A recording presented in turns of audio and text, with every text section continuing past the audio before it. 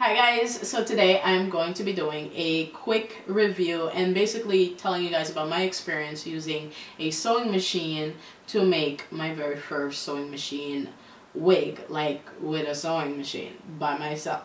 Okay, my first time even trying to put track hair on anything other than a spandex dome cap, which is what I usually use to make my wigs, was the night of the election. Like, my nerves were bad and I needed something to do, so that's the first night I tried to do that, and it looked like this. Okay, it was horrible, and I just used the picture as a little meme to just pretty much express how I was feeling that night watching the election. Okay, but yeah, that was that. And then my second time was with this unit right here, and by the way, the hair is from a company called Klaiyi Hair. Right here, I'll put the link to their hair and their website down below in the description box. But yeah, I used this hair, which I used a 20-inch closure, a 20-inch bundle, a 22-inch bundle, and a 24-inch bundle to make this wig, which the hair is beautiful. Like, I didn't do anything extra to it. I didn't flat iron, nothing. I just made it, took my blow dryer, blow dried it a bit, kind of separated the part because I didn't have a part. All the hair was going back, so I kind of made a part using my blow dryer. I also already put some powder there to kind of make it look more natural. But yeah, it was my first time really, you know, putting track hair on a wig cap. So I had to get a different wig cap, which looks something like this, and it's not the typical spandex cap that, you know, you can pretty much put on and it's nice and secure on its own. This one is more of a premium style cap. It does have straps in it. It does have little loops to adjust the straps and everything, which is cool. They are a bit more expensive, like I said, than the spandex cap. Like, I could get 3 spandex caps for about $10, $12 probably the most, but one of these caps are about $8 to $12 depending on what company you get them from, or wherever, you know, whatever manufacturer you get them from.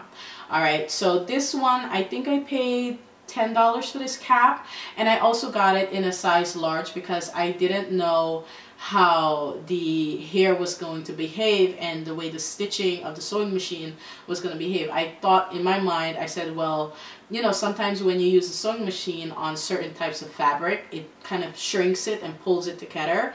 So in my mind, I was like, okay, let me get a large, and if it does that, the wig cap should be able to still fit me. But it didn't do that, which is great, but my wig cap is huge. Okay, so it has, I have about 2 inches extra worth of space in my cap. Like, you can see it right here, like, it's just extra space. I don't have that much hair, or my head is not even that big to fill it out, which I was actually very happy that my head did not fit this large size cap, for all those people that like to talk about my head size.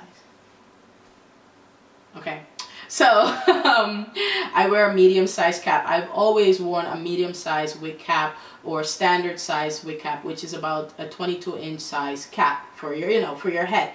The large wig cap is 23 and up, I believe.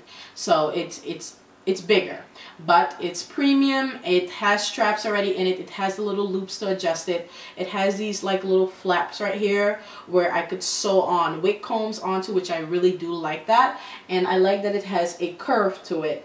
Okay, so I do like that as well. The stitching right here is much flatter than when I do it by hand, but you can definitely get the same nice flat look when you do it by hand. You just can't fold the track over or not cut the track. You'll have to cut the track to get it to look like that. Some people like when you cut the track, some people don't like when you cut the track because it can cause more shedding. You know, if it's not sewn properly, if you brush, the hair can come out of the track, and then it's like, you know, a domino effect of craziness. So yeah, so it took me an hour and a half to make this wig using 3 bundles, you guys. An hour and a half compared to, it takes about 4 hours with a closure and 3 bundles, and for about 4 to 6 hours for a frontal with 3 to 4, 5, 6 bundles of hair. It takes a really long time to do it by hand for me. Okay, I don't not have kids. Okay, it takes a long time for me to do this. I don't have daycare. When my kids come from school, I'm daycare. Okay, so you know, I still have to do all the other things I do while trying to make a wig. So you know, I usually typically split up the hours in 2 parts. I'll do first 2 bundles today and the closure or frontal, and then I'll do the rest the next day. So that's how I kind of split it up, so I don't do it all in one sitting. I have done it all in one sitting and my butt gets numb, like really bad. All right, but I do love that in an hour and a half I can pretty much get an entire wig done. It's very secure. It looks super professional on the inside. I'll show you a video right here. Okay, and I'll also show you what the straps look like on the inside. I actually have 2 straps in here. The strap that comes with the cap, and I have the straps that I put in myself because I needed to put straps down to hold the closure down to my head because the cap, like I said, is big for me. All right, I do have about 2 inches worth of extra space in my cap, which I cannot fill out because my head is not that big. But the hair itself is absolutely beautiful. I did kind of part it using my blow dryer. This side is a little bit, like, for whatever reason, has a little bit more volume, so I'll have to like wrap it or wet it and just get this side to get nice and flat. I did put some powder in my part to make it look natural, but you see when I do this, you can see it. Look, you see that? That's the extra space in the cap.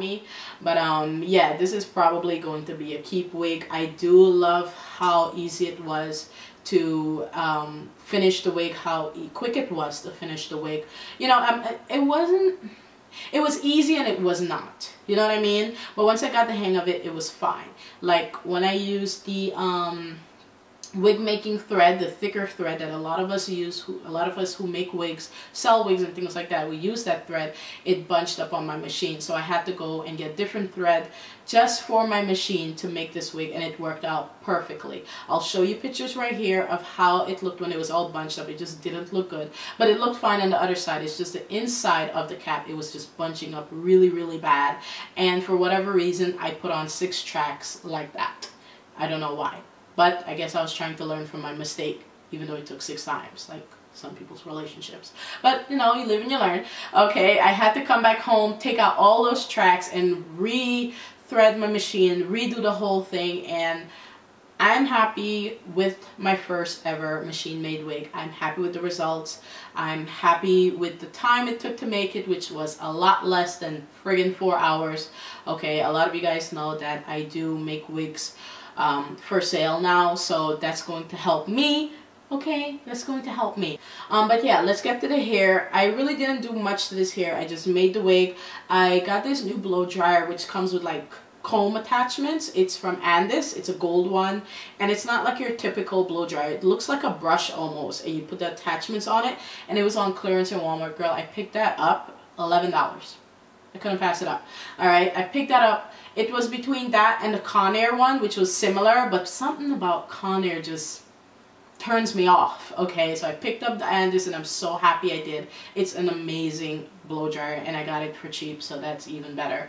But I used that and quickly combed through it, you know, just to kind of bring the hair together, but I didn't really try to make it straight because the hair itself was already straight, because you know when you finish making a wig it's kind of like all over the place, so I just used the blow dryer to kind of bring it together.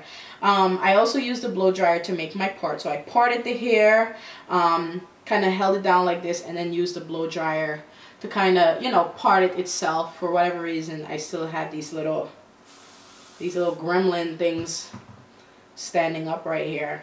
Go! I'm just gonna have to wash the hair so those can like blend in with the rest of the hair because it's still standing up, because I didn't wash the hair. I just kind of wanted to show you guys what the results was right after making a wig using hair from Klaiyi Hair Company and not washing it. The hair itself is super gorgeous. I just wanted you to see that. I didn't really do anything much to it. No conditioner, no special sprays or nothing. Just a little bit of this, and I brushed through it, and that's about it. Okay, the hair is really pretty. There's no shedding, no weirdness. The quality of the hair is really amazing. The ends of the hair is really amazing. So if you guys are interested in this hair from Klaiyi Hair, which is really beautiful, I highly suggest checking them out. I'll have the link down below in the description box. I'm so happy to be back on YouTube. I took a little bit of break and I was having my moments where I was thinking craziness about YouTube.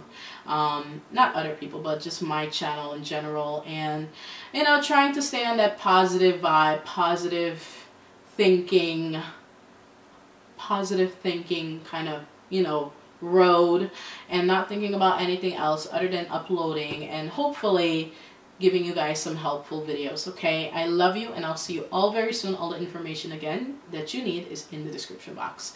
Love you guys.